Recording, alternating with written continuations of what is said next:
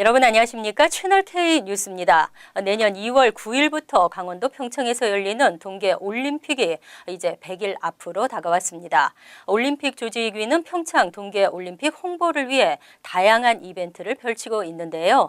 뉴욕 한국문화원에서는 올림픽의 성공 개최를 염원하는 특별 전시회가 열리고 있습니다. 어제 오프닝 행사에는 도정환 문화체육관광부 장관이 직접 참석해 기념전을 축하했습니다. 보도에 지한샘 기자입니다. 평창 동계올림픽 개막까지 100일을 기념해 뉴욕 한국문화원에서 올림픽의 성공적인 개최를 염원하는 특별 전시회가 열렸습니다. 한국문화원은 이번 전시를 위해 뉴욕에서 활동 중인 100명의 예술가에게 평창올림픽 공식 헬멧을 지급하고 이번 올림픽과 패럴림픽의 키워드인 조화, 화합, 열정 등을 주제로 하는 100점의 팝아트 작품을 모집했습니다.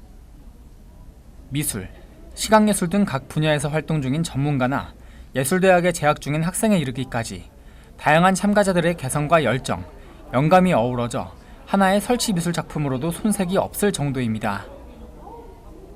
어제 열린 오프닝 행사에는 전시에 참가한 100명의 예술가들과 평창올림픽 홍보를 위해 뉴욕을 방문 중인 도종환 문화체육관광부 장관이 참석해 기념전을 축하했습니다.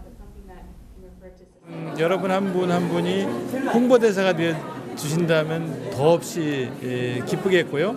그리고 이 올림픽이 끝나고 난 뒤에 정말 올림픽이 추구하는 가치인 올림픽을 통한 평화와 번영의 길로 갈 수 있도록 저희는 최선을 다할 것입니다.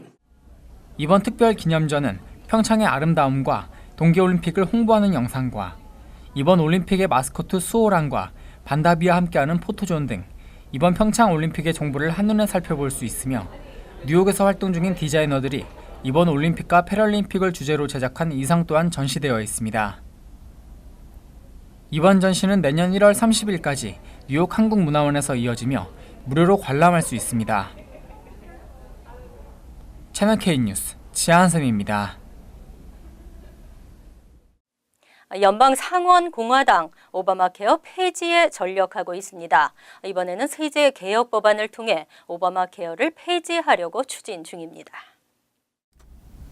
14일 정치 전문 매체 폴리티코에 따르면 상원 재무위원회 소속 공화당 의원들은 세제 개혁 법안에 오바마 케어 가입 의무화 조항 폐지를 함께 처리하기로 결정했습니다. 공화당은 이 같은 처리 방법이 더 큰 폭의 중산층 세금 감면을 가능케 할 것이라고 주장했습니다.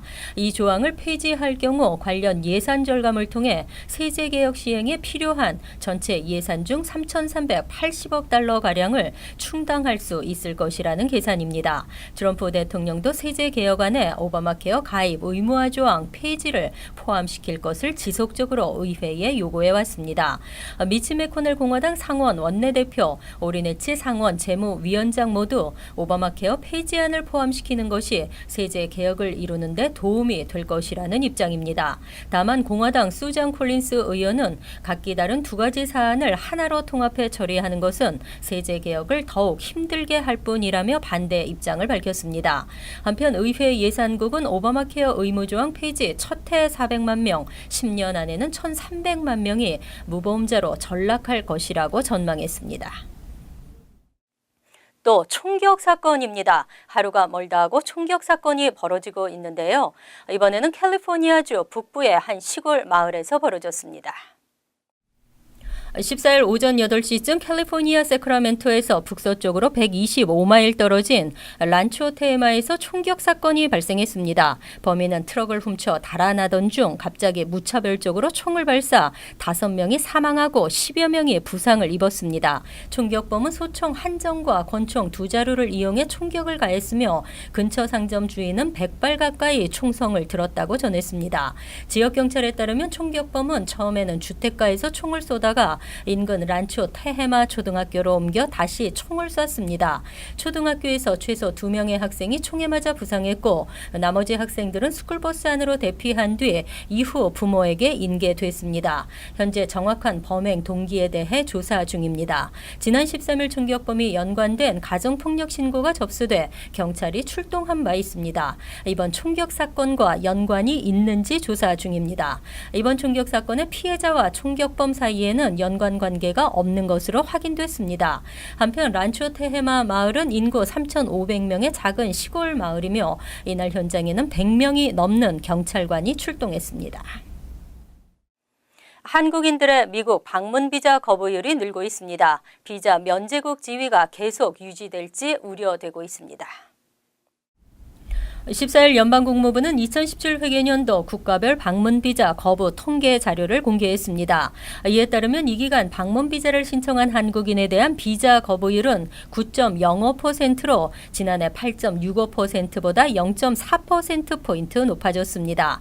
한미 비자 면제 프로그램 시행 이전과 비교해서 무려 6%포인트나 높아진 것입니다. 한미 비자 면제 프로그램 시행 이전에는 한국인 방문 비자 거부율이 3에서 4% 수준을 유지했었습니다. 하지만 2009년 5.5%로 반전하면서 2011년에는 7.5%를 기록하고 2012년부터 2015년까지 4년 연속 두 자릿수를 기록했습니다. 2014년에는 21.2%까지 뛰었습니다. 2015년에 이어 2016년 2년 연속 감소했지만 다시 오름세로 돌아선 것입니다. 이는 2008년 말부터 시행된 무비자 프로그램과 직접적인 관계가 있다는 게 전문가들의 분석입니다. 현재 거부율로는 계속 비자 면제국 지위를 유지할 수 있을지 우려되고 있습니다. 규정에 의하면 미정부의 비자 면제국으로 지정되거나 유지하려면 3%대의 낮은 비자 거부율을 보여야 합니다.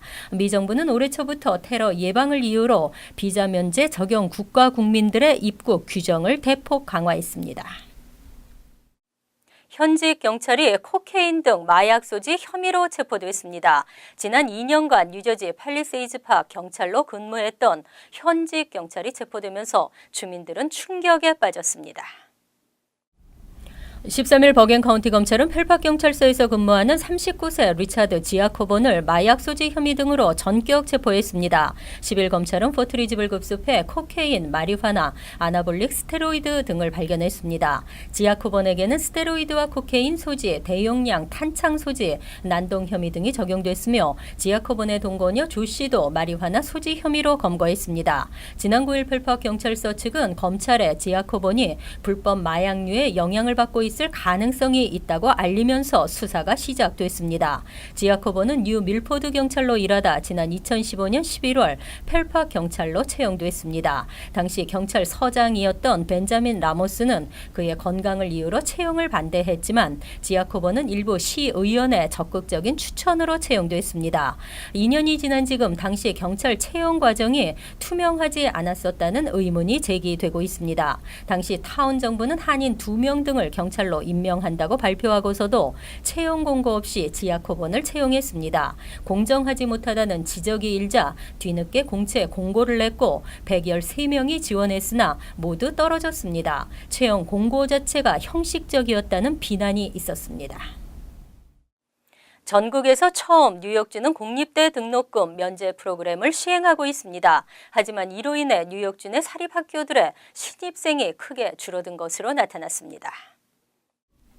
2017에서 18학년도 뉴욕주 내 30개 사립대학의 가을학기 등록생이 전년 대비 5% 감소한 것으로 나타났습니다. 특히 뉴욕 거주자는 전년 대비 8% 감소세를 보였습니다. 14일 이 같은 통계를 발표한 사립대위원회는 엑셀시어 스칼라십 프로그램의 영향이라고 지적했습니다. 학생들이 사립대 선택을 꺼리자 뉴욕주 내 사립대 48곳은 1,500여 명의 교직원을 감원했습니다. 사립대위원회 회장 메리베스 라베이트는 엑셀시어 프로그램 시행이 사립대학에 미치는 부정적인 영향을 보여준다고 지적했습니다. 또 교직원 감소는 장기적으로 학생들에 대한 교육 환경의 질을 저하시키는 것이라고 말했습니다. 뉴욕주 의회는 사립대에 대해서도 별도의 주정부 지원 장학금 제도를 마련해 놓고 있습니다. 오는 가을 학기부터 코넬 등 뉴욕주 사립대 30여 곳에서 수업료 보조 프로그램 ETA를 시행합니다. 연소득 12만 5천 달러 이하 학생을 대상으로 주립대 수업료를 면제해주는 엑셀시어 스칼라십의 사립대 버전입니다. 하지만 주정부가 제안하는 단서 조항을 충족하기에 현실적이지 않다는 지적입니다. 또 학비 지원으로 주민들의 세금 부담이 높아졌다는 불만도 나오고 있습니다. 올가을 있었던 펜스테이션 열차 승객들의 불편이 재현될까 걱정입니다. 내년 1월부터 5개월에 걸쳐 펜스테이션의 대규모 선로 공사가 진행됩니다. 13일 엠트랙은 내년 1월부터 펜스테이션 15, 18, 19번 3개 선로에 대해 공사가 시작된다고 밝혔습니다. 5개월 동안 이어지게 되는 이번 공사는 지난 7월 10일부터 9월 1일까지 8주 동안 진행된 펜스테이션 선로 공사에 이은 두 번째 대규모 공사입니다. 롱아일랜드 레일로드 대변인은 이용객들의 불편을 최소화하도록 공사를 진행할 것이라며 지난 여름의 선로 공사처럼 선로 여러 개를 동시에 진행하지 않고 한 선로씩 따로 진행한다고 밝혔습니다. 선로 공사가 한 개 완료되면 그 다음 선로로 공사를 착수하게 되며 출퇴근 시간 운행에 영향을 받는 노선은 최대 5개입니다. 지난 여름 선로 공사에 비해 10개가 줄어들어 이번에는 기차 운행에 큰 차질이 빚어지지 않을 것으로 보인다고 전했습니다. 하지만 펜스테이션 15번, 18번, 19번 3개의 선로는 모두 롱아일랜드 레일로드의 우선 이용 선로입니다. 지난 여름 공사에서의 선로들은 롱아일랜드 레일로드가 우선적으로 이용했던 선로가 아니었습니다. 약 21주간의 공사 기간 동안 출퇴근 시간 이용객들의 혼잡을 우려하지 않을 수 없습니다. 뉴욕시 대중교통 이용률이 감소하고 있습니다. MTA는 전철 이용객 감소를 만회하기 위해 내년 봄부터 전철 노선 6개 운행을 증편하기로 했습니다. 14일 AM 뉴욕에 따르면 MTA는 7번 전철에 토요일 오후 6시에서 8시 사이 왕복 운행을 4회, 일요일엔 오후 4시에서 8시 사이 8회를 추가합니다. 이번 전철은 평일 오후 9시에서 11시 사이 2번, 3번 전철은 1번 추가 운행할 예정입니다. NWQ 전철도 평일 출퇴근 시간대와 낮 시간대 운행을 늘릴 예정입니다. 이는 최근 7번 전철을 비롯 전철의 승객 수가 감소하고 있기 때문입니다. MTA는 연간 500만 달러의 예산을 투입, 전철 운행 확대를 계획하고 있지만 일부 이용객은 전철 운행 확대만으로는 문제를 해결할 수 없다는 지적입니다. 전철 이용객이 줄어드는 것은 안정적이지 못한 서비스 때문으로 실질적인 이용객 증가로 이어지려면 잦은 연착에 따른 불편을 먼저 해소해야 한다고 지적했습니다.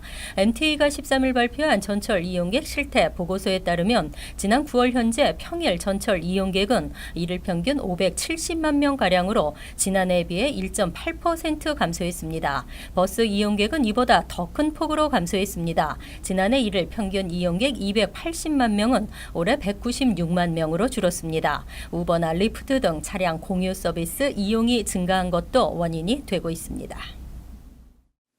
15년 만에 고혈압 기준이 변경됐습니다. 현재 140에 90이면 고혈압으로 분류하는데 이를 130에서 80으로 강화했습니다.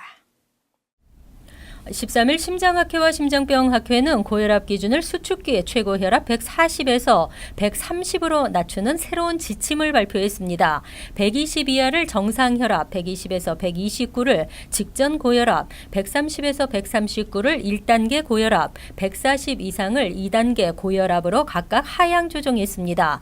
어제까지 정상혈압으로 분류됐던 사람이 고혈압 환자가 되면서 종전에 비해 14%가 늘어나 미국인 전체 46% 약 1억 300만 명이 고혈압 환자로 분류됐습니다. 45세 이하 남성은 전보다 3배, 여성은 2배 늘어날 것으로 예상됩니다. 고혈압 기준을 낮춘 이유는 수축기 혈압 130에서 139가 그 이하인 경우에 비해 심근경색, 뇌졸중, 심부전 위험이 2배 높다는 사실이 입증됐기 때문입니다. 이번 지침은 1단계 고혈압에도 현재 심장병이 있거나 향후 10년 안에 심장병 발병 위험이 큰 사람에 한해서는 혈압약을 처방하도록 했습니다. 전체의 약 30%가 이에 해당할 것으로 보입니다.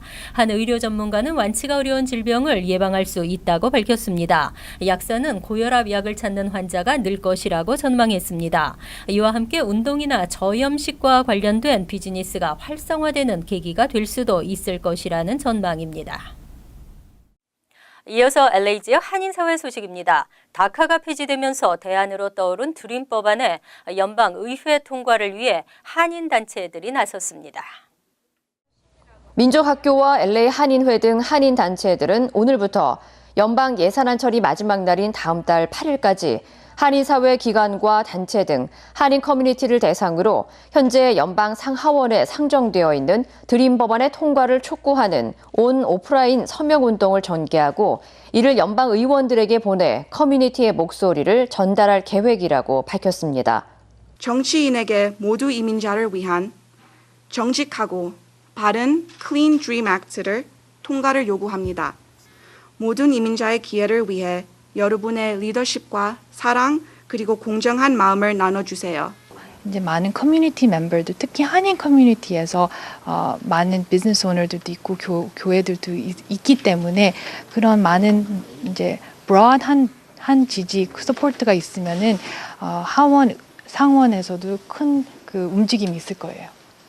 한편 트럼프 행정부의 다카 프로그램 폐지로 미 전역에서 총 80만 명의 다카수의 청소년들이 영향을 받을 것으로 전망됐으며 이 가운데 한인 청소년은 8천여 명에 달하는 것으로 알려졌습니다.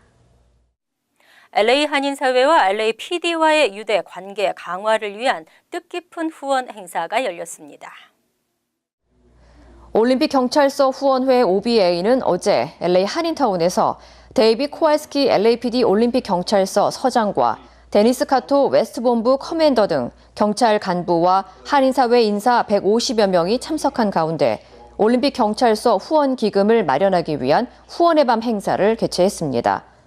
LAPD는 한인 커뮤니티의 지원에 감사의 뜻을 전하며 앞으로도 한인타운 치안 강화를 위해 다양한 노력을 전개해 나갈 것이라고 밝혔습니다. We've started a lot of different initiatives, smart policing, which is a technology-driven crime system that we use to look at hotspots to identify where crimes are occurring. We have seen a huge decrease this year in shootings. Our shooting victims have decreased 56%. 경찰서에다가 우리가 원하는 바를 또 요구도 하고 또 경찰서에서 또 우리에게 도움이 청하면 또 우리가 들어주고 하여튼 저희가 중간에서 커뮤니티에서 많은 역할을 좀 하려고 노력하고 있고 또 많은 발렌티어도 필요로 하고 있습니다. 한편 OBA는 지난 2008년 올림픽 경찰서 설립과 함께 한인 커뮤니티를 비롯해 올림픽 경찰서와의 유대 관계를 통해 후원 활동을 이어나가고 있습니다. 간추린 소식입니다. 14일 한국 외교부 소식통에 따르면 최근 김기환 현 뉴욕 총영사의 후임으로 박효성 전 루마니아 대사가 내정됐습니다. 김기환 총영사는 지난 2015년 4월 부임해 2년 8개월가량의 임기를 마치고 12월 말쯤 귀임할 예정입니다. 외교부는 이와 함께 이르면 이번 주 중 뉴욕, LA, 보스턴, 샌프란시스코 등 미국 내 공관장 6명에 대한 인사도 단행합니다. 뉴욕시 재정국은 지난 4월에서 7월 잘못 발부된 주차 위반 티켓 40만 8천 60건에 해당하는 1,800만 달러의 주차 위반 과태료를 환불하기로 했습니다. 또 아직 과태료 납입이 안 된 티켓 10만 6,800여 건에 대해서는 취소 조치합니다. 이는 주차 규정 위반 코드가 변경됐음에도 일선 주차 단속원들이 티켓 발부 시 잘못 적어 발부해 왔기 때문입니다. 시 재정국은 시민들에게 서한을 보내 이 같은 사실을 안내했습니다. 14일 뉴욕시 웹사이트에는 2017 최악의 건물주 탑 100이 발표됐습니다. 이 중에는 브루클린 김모 씨가 62위에 이름을 올렸으며 맨해튼과 브롱스에 두 채의 건물을 소유하고 있는 이모 씨도 악덕 건물주의 이름이 올라가는 불명예를 안았습니다. 퀸즈 포레스트 힐 4가구 규모의 건물을 관리하고 있는 유모 씨의 이름도 올랐습니다. 최악의 건물주는 조나단 코엔 실버쇼어 프로퍼티스가 선정됐습니다. 새생명재단이 희귀병을 앓고 있는 3세 한인 어린이 엘리 킴의 골수기증 캠페인을 이어갑니다. 엘리는 현재 영국에 거주하고 있으며 혈액암으로 인한 만성 유가종병을 앓고 있습니다. 새생명재단은 엘리의 사연을 접하고 뉴욕, 뉴저지 일원에서 골수 등록 캠페인을 진행하고 있으며 오는 18일은 커네티컷 페어필드 연합감리교회에서 캠페인을 진행합니다. 한인들의 많은 참여를 당부했습니다. 환율과 증권 소식입니다.